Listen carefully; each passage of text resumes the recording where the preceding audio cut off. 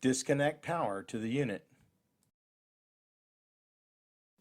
Remove the mounting bolt covers. Next, remove the 3 bowl screws from the T-bracket mounting base. Unmount the discharge hose support strap.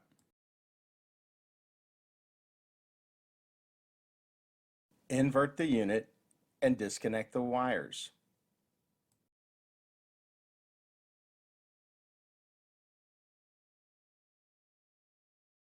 Remove the motor mount screw.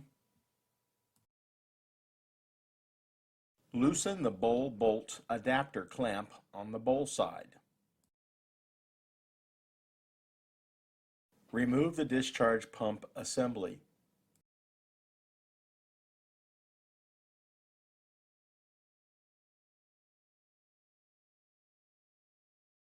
Note the location of the discharge hose in its relationship to the discharge pump. Remove the discharge hose clamp and the adapter fitting.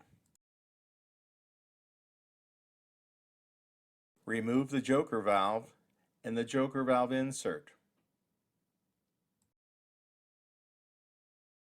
Remove the discharge hose and the secondary Joker valve.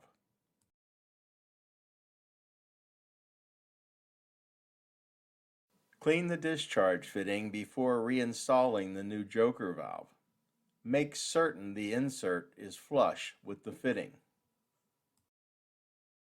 Tighten both hose clamps to 10 foot-pounds. Reinstall the pump assembly in the reverse order.